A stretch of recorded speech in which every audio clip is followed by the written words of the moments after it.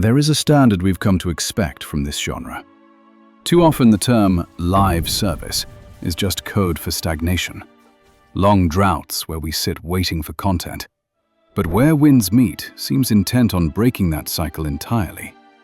Earlier today, the developers unveiled the game's roadmap for December, and frankly, I haven't felt this kind of genuine anticipation in a long time. We are looking at nearly 10 major updates in a 30-day window, ranging from massive narrative expansions to the kind of social engineering that breathes life into an MMO.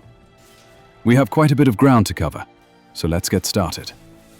First, we address the Jianghu Legacies, which are live as of right now. If you are new to this game, you need to understand, these are not your typical RPG fetch quests. The Jianghu Legacies are the narrative soul of this world. We've seen 8 in Qinghe and 5 in Kaifeng. Treat these not as tasks, but as high-production wuxia novellas, intricate, thought-provoking narrative tapestries that frequently make me stare at the screen and ask, how does a free-to-play title sustain this level of fidelity? With this update, the narrative deepens with 2 massive threads: 12 years of feuds and an unholy prophecy.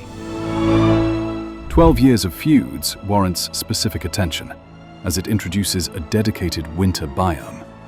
To date, we have traversed the lush summer fields and the crimson autumn mountains, but the map has lacked the stark minimalism of winter. This addition effectively completes the seasonal cycle. From a cinematography perspective, the shift from warm saturation to the high contrast of snow and steel provides a necessary evolution in the game's visual identity. Crucially, this is not a transient story instance. It is a persistent region designed with density in mind, anchoring hidden bosses, collectibles, and recursive narrative layers deep beneath the frost. Next, we mark December 11th. This is when the floodgates truly open.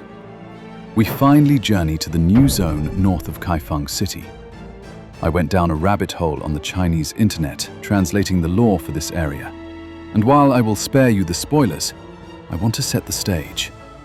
This region, sitting on the northwest edge of the capital, serves as the fracture point for the dynasty. It is a place defined by ancient water rights, cataclysmic floods, and famine. A place where imperial law surrenders to the ruthless laws of nature. This brings us to the entity enforcing those laws, the River Master. To understand the weight of this, you have to understand the context. Chinese civilization, from the Yellow River to the Yangtze, was built on floodplains. Calm waters meant a golden age. Floods meant the apocalypse. The River Master isn't just a boss title. It implies you are the singular force standing between the empire and total collapse. This entire hierarchy is built on a belief system revolving around dragon mythology.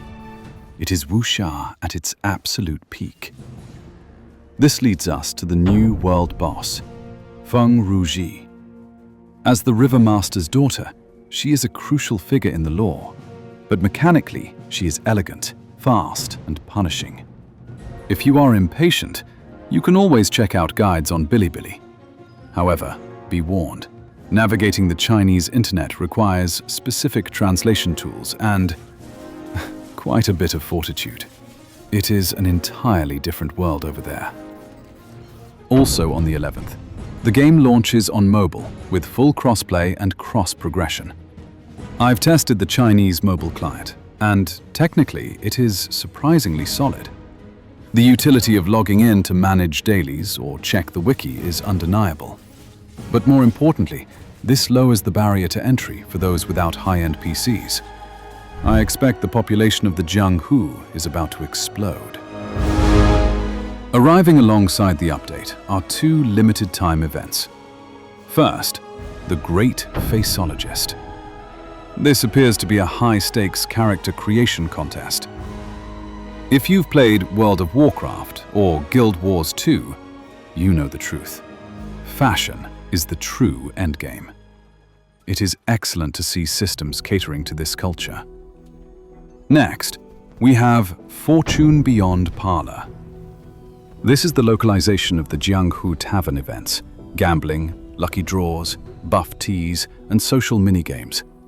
I appreciate events that push the game toward its social potential. We are getting the pacing and combat of a single-player RPG, married to the social ecosystem of an MMO. Then, on December 14th, we unlock a new sect, the Velvet Shade. This sect is unique. While the Silver Needle studies medicine and the Raging Tides study the spear, the Velvet Shade disciples study influence. Think of them as the Mox from Cyberpunk, but transplanted into the Song dynasty. On the surface, they manage the entertainment districts, brothels, taverns, music halls. In reality, they are a network of spies and assassins. Their philosophy posits that you need not overpower an enemy if you can outdrink, outwit, or outlove them. And yes, joining this sect apparently opens the path to polyamory, allowing for multiple romantic relationships with players. If you ever wished to turn Where Winds Meet into a high-stakes martial arts dating simulator, your era has arrived. Finally, heading into the third week of December, we break the level cap again. This time, we unlock the level 66 Sword Trial and the Hero's Realm. To cap it all off, on December 30th, we receive a server-wide fireworks event to ring in the new year. It is shaping up to be quite a monumental month. Between the progression, the build crafting, the lore diving, and the inevitable Faceologist submissions, we will be busy. I'm particularly interested in the Transmog contest. I may even do a dedicated reaction video to your creations. Let me know in the comments, what has you most excited? As always, thank you for watching. If you want to see more deep dives into Where Winds Meet, consider subscribing. It helps more than you know. Until then, I'll see you in the Jianghu.